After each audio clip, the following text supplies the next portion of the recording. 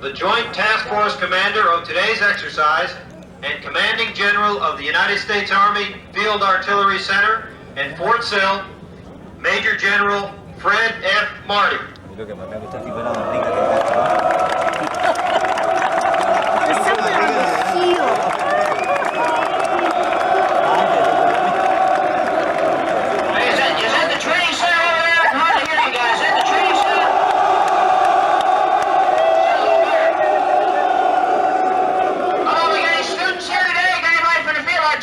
Any students? Not many, huh? How about OBC class 393? Gonna graduate this afternoon. You guys here? Hey, this is not a testable block of instruction now, guys. No tests here on this one. Mr. Bentley, Mayor Marley, fellow general officers, distinguished guests, soldiers, Marines, airmen, friends of Fort Sill, welcome to CalFEX 2-93. And Mayor Marley, what a great day here in the Lawton Fort Sill community. I want to take just a moment and introduce some special guests. We've got with us today Lieutenant General Michael Brisac, who is the Artillery Inspector of the French Army. He's my counterpart, the Chief of Field Artillery. We have Major General Juan Salcedo here, who is the Commandant of the Columbian War College, and he has about 20 of his students who came to this particular exercise. We've got Colonel Victor Popov, a Russian field artillery officer who has been here this week to participate in some discussions about our profession. We've got 3 state adjutants general from Kansas and Arkansas and South Carolina here. So this truly is an international event, and welcome to everyone.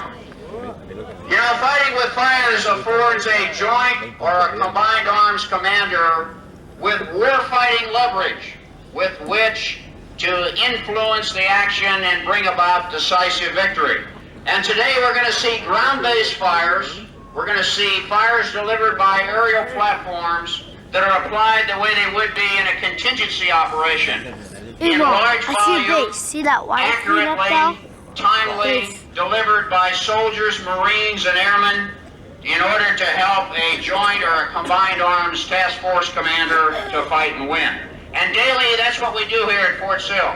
We train leaders and soldiers and Marines in order to plan for and coordinate these types of fires so that a combined arms commander can synchronize them and apply them on the battlefield. Now, for the units that are participating, for the Corps Artillery, for the Air Force, for the 6th Cavalry Brigade, for the soldiers from the Field Artillery School and the Training Center, this is a training exercise. For the students and the trainees, this is a required block of instruction. Okay, let's shoot. This Combined Arms Live Fire Exercise, or CalFEX, is a semi-annual fire support exercise conducted by the United States Army Field Artillery Center. The purpose of the CalFEX is to provide students and cadre of the Field Artillery School, the Artillery Training Center, and soldiers of 3 Corps Artillery the opportunity to see how the Combined Arms Commander fights with fires using field artillery and other Army and joint fire support systems in support of the Combined Arms team. The field artillery, as the linchpin of the fighting with fire system, is required to support the Combined Arms Commander, who uses fire support to destroy, neutralize, or suppress surface targets, including enemy weapons, formations, and facilities throughout the depth of the battlefield. Fire support includes field artillery, mortars, naval gunfire, Army attack helicopters, and joint air-delivered weapons. Ladies and gentlemen, what you will see today are the imposing effects of the Combined Arms team, with a slight emphasis on the king of battle. Firing units participating in today's exercise are Task Force 2nd Battalion, 2nd Field Artillery, the 1st and 5th Battalions, 17th Field Artillery, the 2nd and 3rd Battalions, 18th Field Artillery, the 6th Battalion, 32nd Field Artillery, Charlie Troop, 4th Squadron, 6th Cavalry, Company A, 2nd of the 158th Aviation Battalion, and Air Force elements from the 384th Bomb Wing and the 917th Fighter Wing. This combined arms live fire exercise is conducted under the battle command of the Gunnery Department of the United States Army Field Artillery School. The total artillery for this exercise is equivalent to 6 battalions of cannon artillery and 1 platoon of the multiple launch rocket system. Ladies and gentlemen, the Field Artillery Half Section.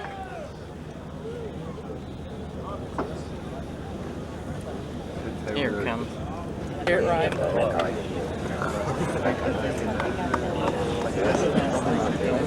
This is what the budget is.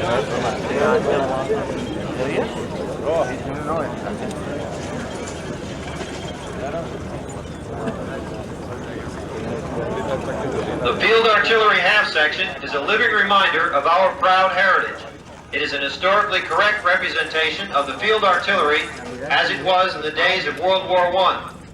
The team is equipped with authentic field artillery harnesses, and the soldiers are dressed in the World War I campaign uniform.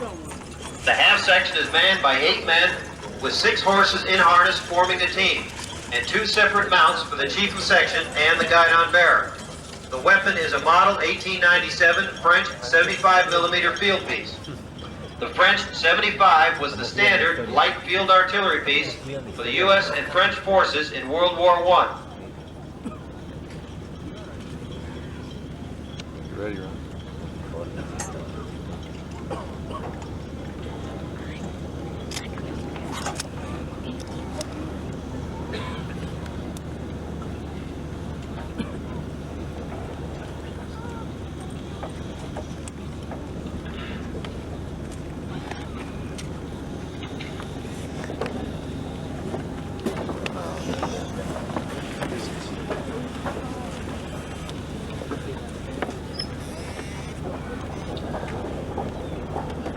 Ladies and gentlemen, please stand for honors to the nation.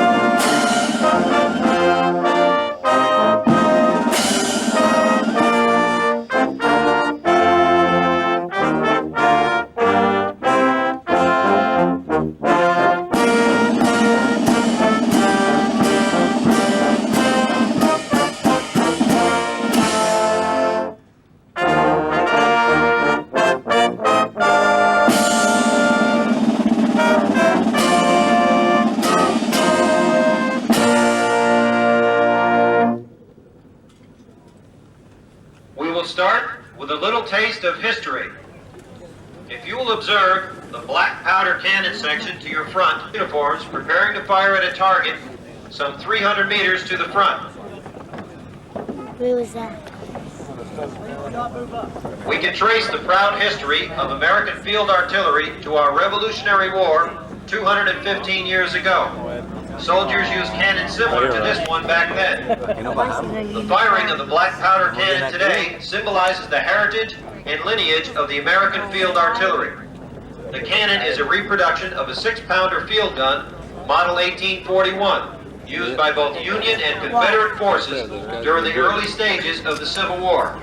Made of bronze, the tube weighs 884 pounds and can achieve a range of 1,523 yards. It is manned, maintained, and fired in competition by volunteers of Fort Sill and the Field Artillery Museum.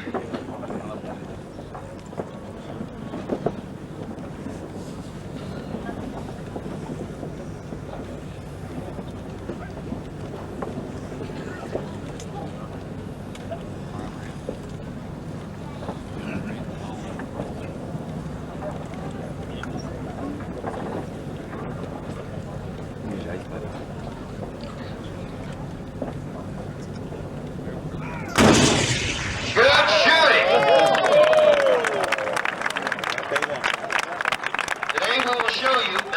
fire support systems available to support the Combined Arms Commander. You will see the effects of these fire support systems on the battlefield. To orient you, we will establish several reference points. The nearest large hill to your left is Signal Mountain. On the top of Signal Mountain is a stone building known to field artillerymen all over the world as Blockhouse Signal Mountain. The ridge line coming down and to the right of Signal Mountain is Scorpion Ridge. The gently rising terrain to the right is Tower 4 Ridge. The areas where we will attack most of our targets are directly on, below, and to the right of Scorpion Ridge. The primary targets are as follows. Target area number 1 is a large mass of vehicle bodies on the level plain 45 mils directly below Blockhouse Signal Mountain and centered on a large open grassy area. We further identify the target area as being in the vicinity of the white smoke to your front. Approximately 150 mils to the right of target area number 1 are large black car bodies located on the top of Scorpion Ridge.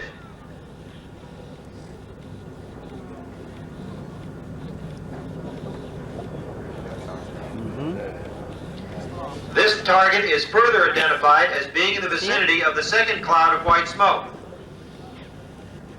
This is target area number 2. Which spots? The target is just to the right of the white smoke you now see. Target area number 3 is 160 mils to the right of target area number 2. It is a line of gray vehicles simulating a convoy. Target area 3 is now being marked by a third smoke cloud. The target is greater distance from target area number 4.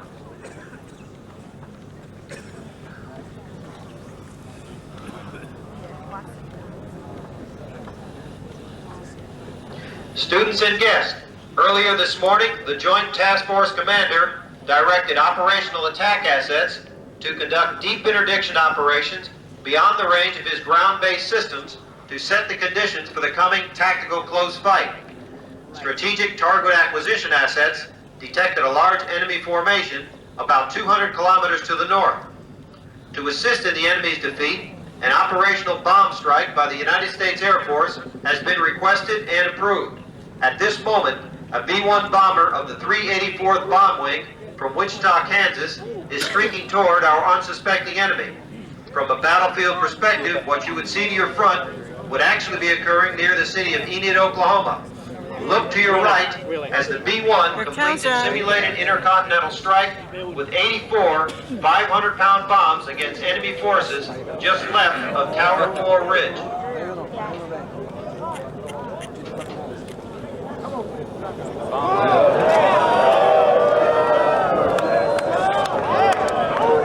The aircrew is ejecting flares as the aircraft exits the target area to decoy enemy surface-to-air heat-seeking missiles.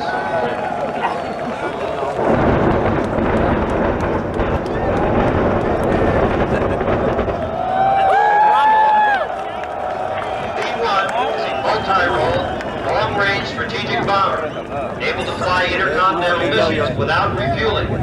The bomber can perform as a cruise missile carrier or as a conventional weapons carrier for theater operations. Look to your right as a second B-1 enters our area of operations to further decimate the enemy.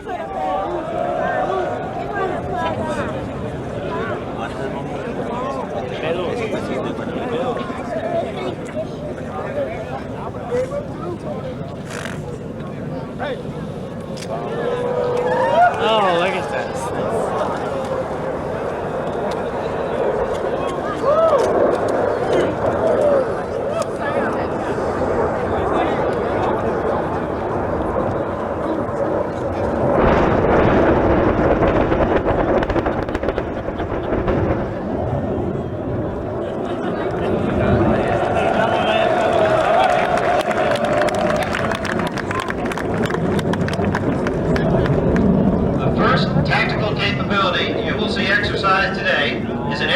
Insertion.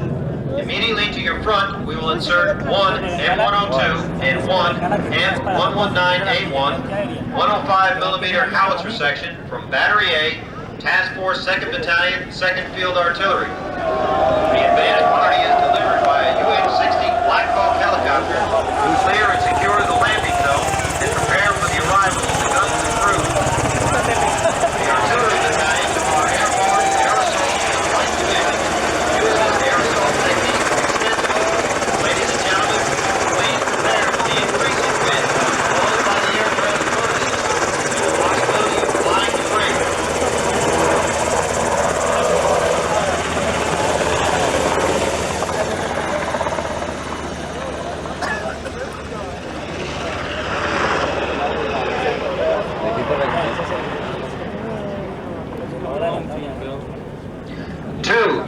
47D helicopters are approaching from your left front and will deliver the weapons and crews in the area secured by the battery's advanced party. We refer to the external configuration as a sling load. This method of delivery offers many advantages over the internal load method. It allows for rapid unloading and provides ample space inside the aircraft for additional cargo and supplies. I see them, I'll film them. I'm so worried I'll miss him. I know. They get worried for him at Ryan. Yeah, he's that right? Come on, watch that.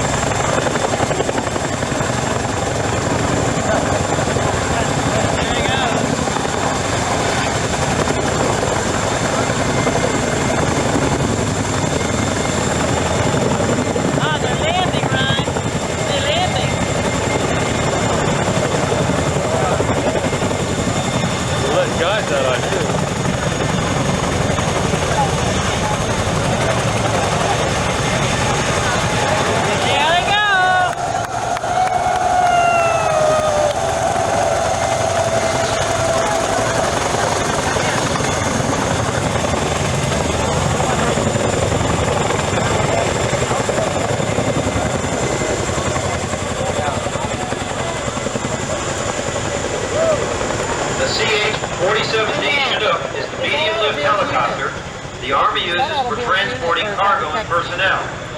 It has a cargo capacity of 26,000 pounds or 33 combat-loaded troops. They're already set up. All they got to do is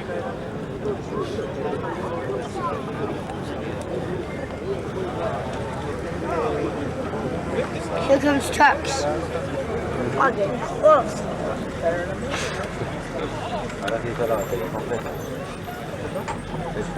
It's on TV. Before you is the M102 towed 105mm light howitzer. We The can watch this on M102 was specifically TV. designed for use by our light forces and has seen combat in Vietnam, Grenada, Panama, and Southwest Asia. In addition to its light weight of 3,171 pounds, it features a low silhouette and a variable length recoil. This eliminates the need for recoil pits when the crew fires the howitzer at high angles. A large circular plate staked to the ground provides stability during firing. The crew can rotate the weapon a full circle by means of a roller tire, which gives the weapon a quick 6,400 mil capability. The range of the M102 is 11,500 meters with conventional ammunition and 14,500 meters with the rocket-assisted projectile. The prime mover for the M102 is the High Mobility Multi-Purpose Wheeled Vehicle, or Humvee. The M102 may be airdropped by parachute, making it an ideal artillery piece for both our airborne and air assault forces.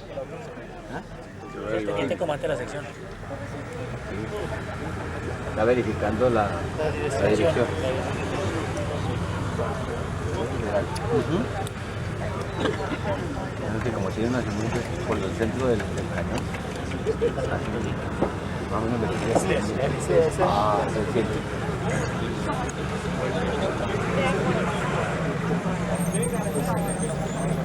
Oh, nice gun. This is the M119A1 towed 105mm light howitzer. It is the current primary direct support weapon for the Army's light divisions. The 7th Infantry Division, 82nd Airborne Division, and the 101st Air Assault Division now have the M119A1. Firing conventional ammunition, the range of the howitzer is 14,300 meters and 19,500 meters with the rocket-assisted projectile. This howitzer is also capable of parachute delivery to the battlefield. The increased range capability makes the M119A1 the ideal replacement for our current M102 howitzer. 14.000 metros y hasta. Lo están comprando ya los inviernos. Más alcance que el anterior. Why? El 105 aquí son 12 kilómetros. Although smaller in caliber than other artillery weapons, the 105mm howitzer makes up for its size through strategic and tactical mobility and a rapid rate of fire. The 105mm fires semi-fixed ammunition to include high explosive, beehive, smoke, illumination, and improved conventional munitions. The 105mm round has a bursting radius of 3.5 meters. It delivers quite an effective punch in support of the Combined Arms team, as you will see on target area number 1.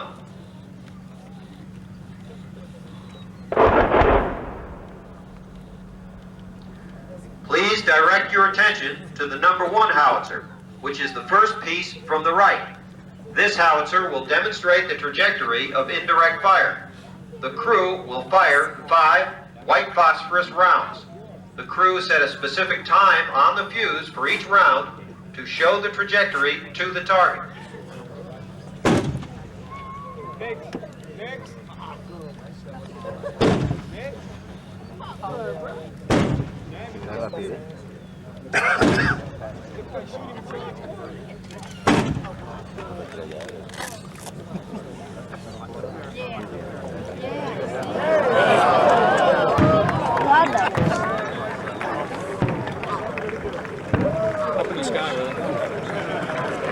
You have just seen the path or trajectory that a 105mm round follows to the target when fired with charge 1 at a quadrant of 450 mils. The target also has the ability to fire at high angle, which allows them to fire from a fortified position or in defilade. This technique increases the effectiveness of our fires by allowing us to reach the enemy in protected positions. To demonstrate the versatility of this system, the gun sections will now conduct an exercise known as a high-low shoot. Each howitzer will fire 2 rounds at a computed time of flight to get the rounds on target at the same time. The first round is fired at a high-angle quadrant of 1,230 mils. The gunners rapidly depress the tubes to fire a round at the same target with a low-angle quadrant of 350 mils. Their target is in the area at the base of Signal Mountain, directly in line with the blockhouse.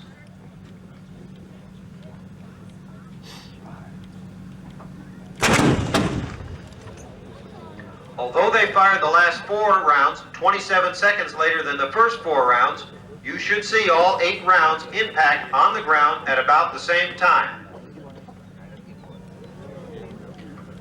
On target together, good shooting.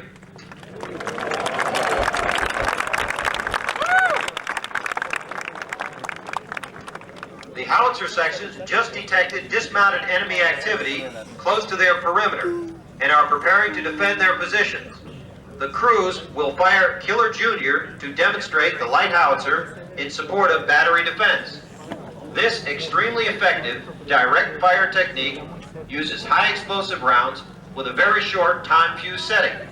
These rounds detonate within a few hundred meters to the front of the howitzer. This mission is similar to the use of grape shot and canister during the Civil War. In time of war, the battery could fire Killer Jr. as close as 200 meters. Our crews will demonstrate this technique by firing their rounds with a time setting of 3.2 seconds, which will cause detonation at a distance of 700 meters from the howitzer. This method of firing sends thousands of high-speed steel fragments into an assaulting enemy force.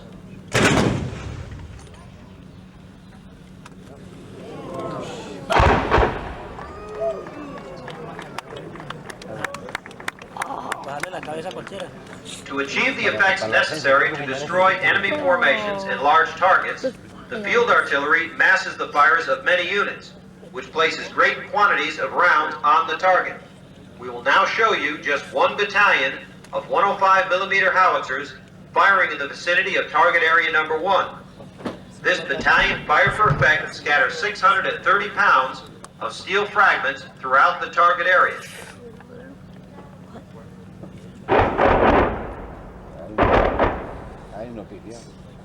I can't see where the smoke is. The light howitzer crews will now traverse to fire in the opposite direction. This exercises the 6,400 mil capability we need to provide fire support in all directions.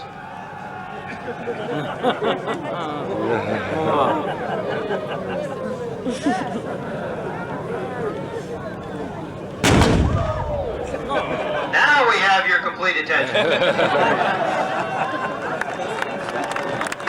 Wait, we did this. As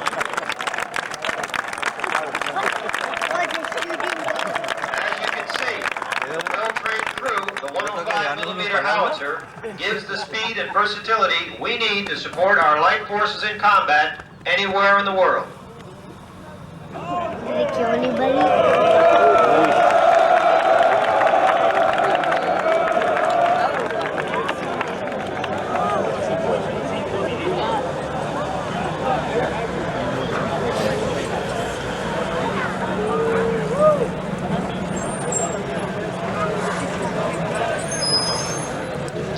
The M198 towed howitzer is a 155mm medium artillery weapon designed to provide general support field artillery fire in the infantry and air assault divisions and in corps general support battalions.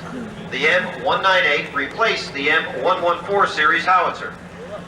This howitzer served in Desert Storm as a direct support system for Marine forces and as the reinforcing system for several Army units. The howitzer weighs 15,800 pounds and has a maximum range of 24 kilometers firing conventional munitions.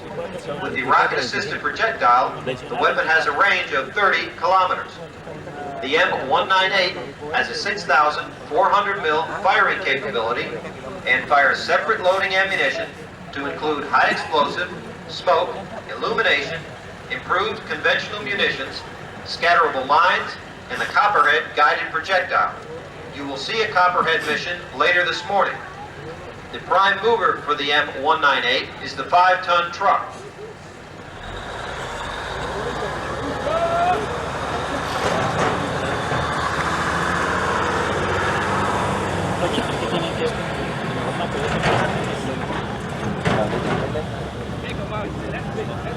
In the vicinity of target area number 3, you will see the effects of a 155mm battery firing high explosive ammunition with point detonating fuses. This detonation sends thousands of fragments throughout the enemy position. The 155mm high explosive round has a bursting radius of 50 meters.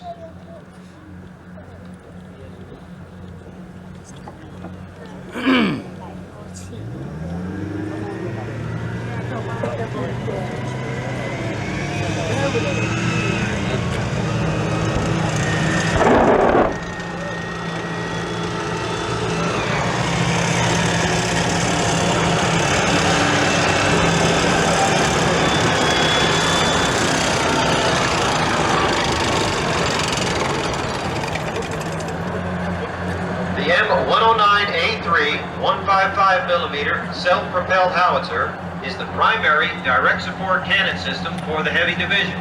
It carries 36 complete rounds of ammunition internally and can rotate the turret and fire in any direction. The range of the M109A3 howitzer is 18,100 meters with conventional ammunition and 23,500 meters with the rocket-assisted projectile. Like the M198, the M109A3 fires the complete round of separate loading ammunition.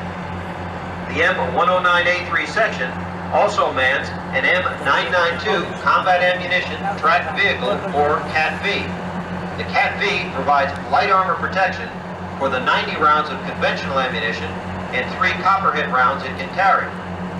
The CAT-V decreases the workload associated with ammunition transload by use of an ammunition conveyor system to the howitzer. The vehicle uses the same chassis and exterior hull design as the M109A3 howitzer. This eases vehicle maintenance through the use of common components.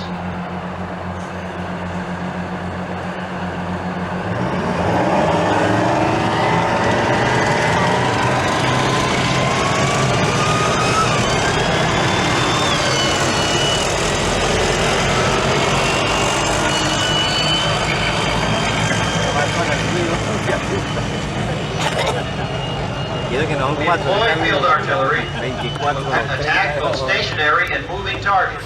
Prior to the battle, the S2, S3, and fire support officer will identify the enemy avenues of approach, mobility corridors, named areas of interest, and target areas of interest. By calculating the estimated movement time, artillery reaction time, and time of flight of the rounds, the FSO will establish trigger points and target acquisition agencies responsible to trigger fires when the enemy approaches the established target. To your front, you will see white phosphorus rounds simulating the movement of an enemy formation. As you see the rounds impact, envision moving vehicles traveling at 30 kilometers per hour from left to right. The moving target passed the trigger point and the forward observer called for fire, so the rounds will impact when the moving enemy is in the engagement area. Note the effects of fire from a 155 millimeter howitzer battalion as we kill the enemy when he reaches our target area 3, the gray convoy.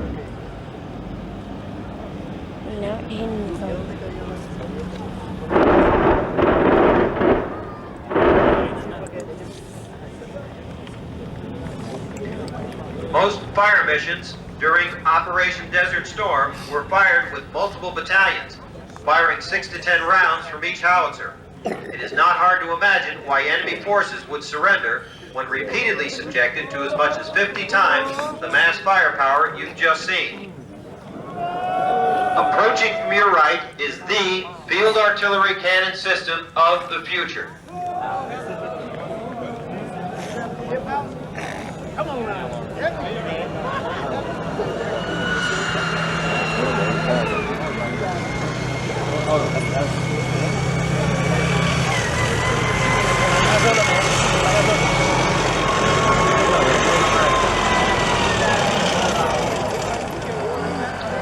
The M109A6, called Paladin, is the most capable cannon artillery system in the world. The Paladin dramatically increases the survivability and flexibility of self-propelled cannon artillery. The Paladin, a product of the Howitzer Improvement Program, is an aggressive modernization effort to take existing technology and revolutionize the way the field artillery fights. The Paladin can determine its own position on the ground, compute its own firing data, and communicate by FM radio, both digitally and by voice with the platoon operations center and the other howitzers in the platoon. We will use digital communications to transmit fire missions throughout the exercise. Unencumbered by wire communications, the Paladin displaces frequently, which complicates the enemy efforts to locate and destroy the howitzer. This capability gives new meaning to demonstrate the artillery's ability to move, shoot, and communicate. To demonstrate the advanced employment capability of the howitzer, a pair of Paladins will conduct fire missions from the move.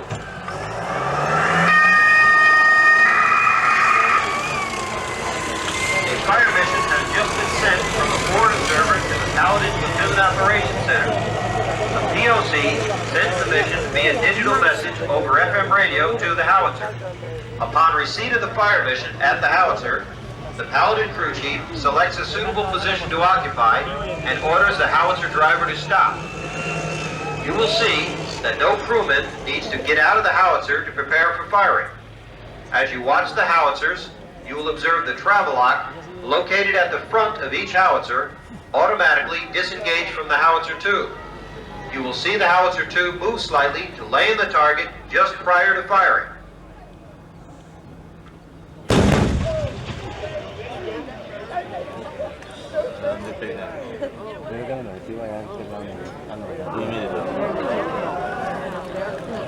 It's gonna try to hit that white building.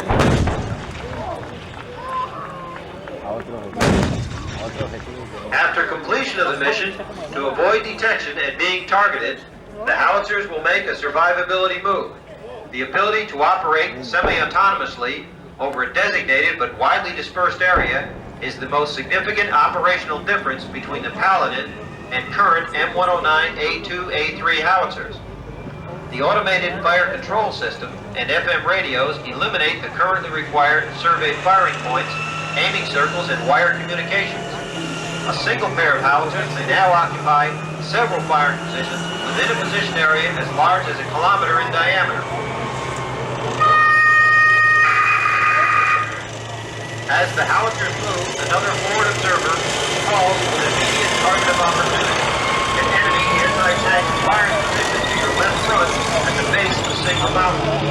As soon as the section chiefs find a suitable firing position, the howitzers stop, compute data, orient in the direction of fire, load, and fire on the target.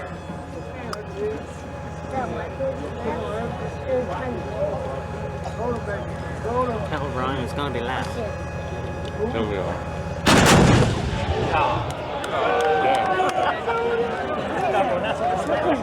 Win.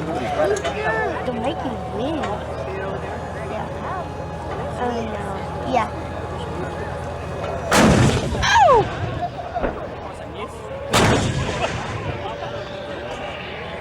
Upon completion of the second mission, the Paladins move off and continue to their next position, ensuring howitzer survival to provide continuous, responsive fires. With Paladin, the supported force commander is never without fire support.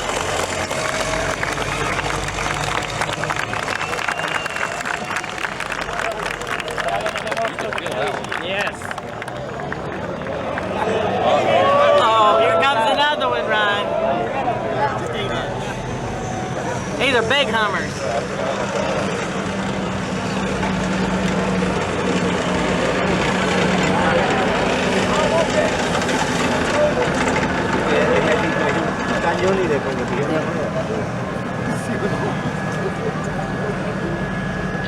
The next artillery piece is the M110A2. The M110A2, self-propelled 203mm or 8-inch howitzer, provides additional fire support as a general support weapon system. It fires separate loading ammunition to include high explosive and improved conventional munitions. Each projectile weighs about 200 pounds. The M110A2 has a maximum range of 30 kilometers. The system has a long and proud tradition of service to the field artillery in the active Army, the Marine Corps, the Army National Guard, and the Army Reserve.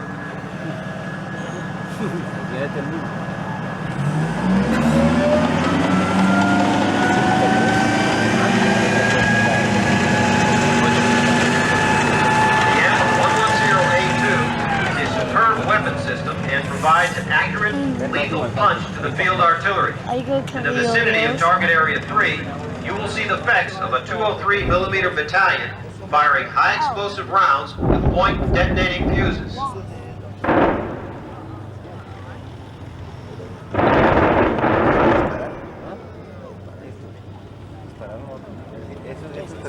The battalion one round you just observed represents approximately 2.4 tons of artillery on the target.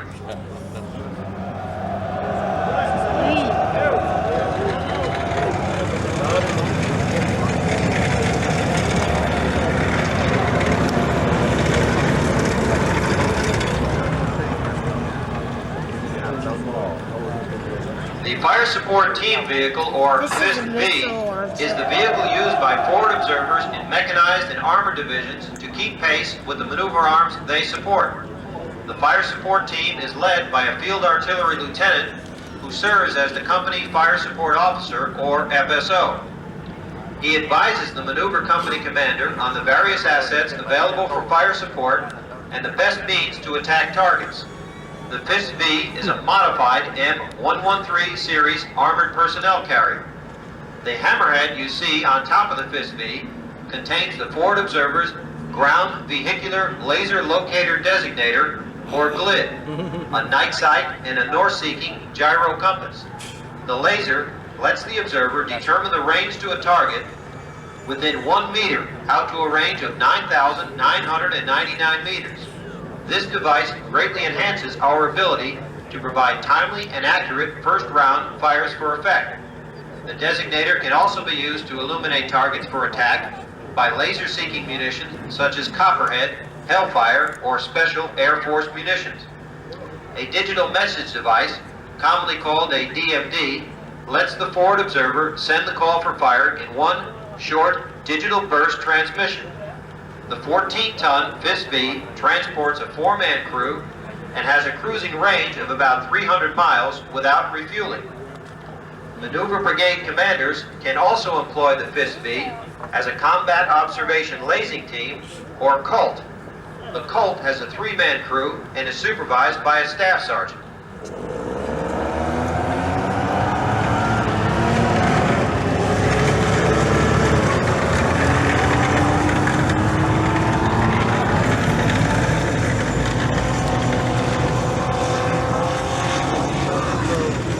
Along with our ability to attack area-type targets, the field artillery can destroy specific high-value point targets on the battlefield using a projectile known as Copperhead.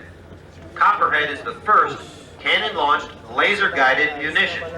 The round contains a shaped charge warhead and a laser seeker which homes in on the reflected laser energy directed at the target by a ground, vehicle, or aerial laser designator.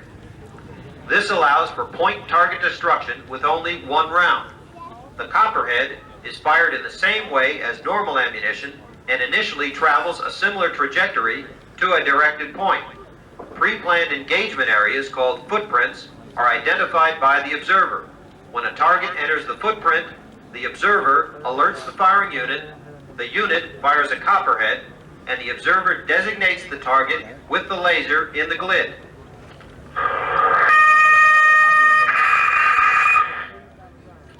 To your far right front, the FIST-V sees an enemy armored vehicle represented by the far left orange panel on Tower 4 Ridge and has transmitted a digital call for fire. We can fire this revolutionary artillery projectile to hit a stationary or moving target. What was that? Ladies and gentlemen, the first round has been fired and will impact shortly.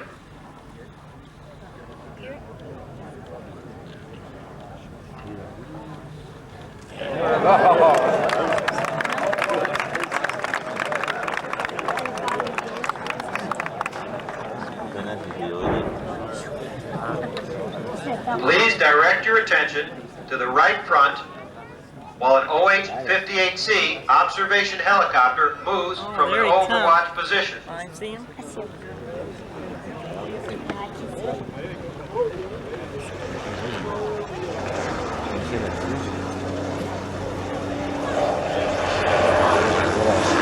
The OH-58C, armed with Stinger air-to-air missiles, is a general observation and reconnaissance aircraft which serves the Aero Scout as well as the aerial observer. To meet specific scout and observation needs, the United States Army developed the OH-58D Kiowa Warrior. The OH-58D is an advanced model of the OH-58, which employs advanced target acquisition and communication system, as well as a 4-blade rotor with a mast-mounted sight. The helicopter provides the observer a superb capability to acquire and designate targets in either day, night, or under adverse weather conditions. The air crew is specifically trained in target attack as well as flight duties.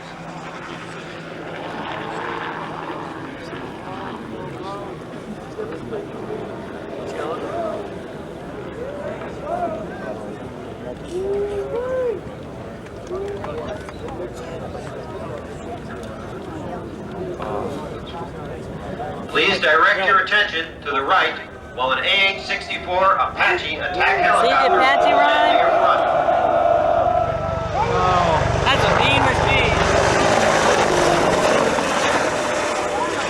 Oh, wow.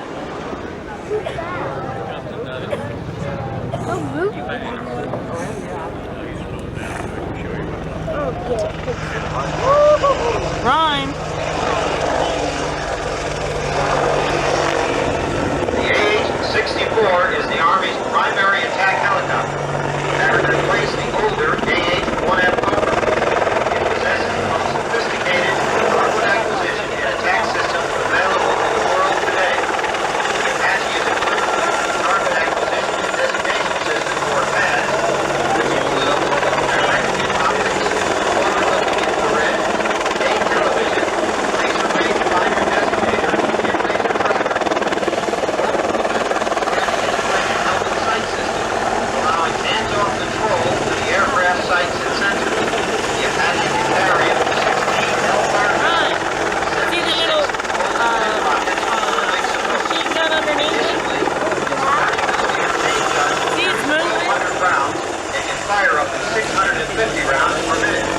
The aircraft is 4 Squadron, 6 Cavalry, 6 Cavalry Brigade Air Combat at Fort Hood, Texas.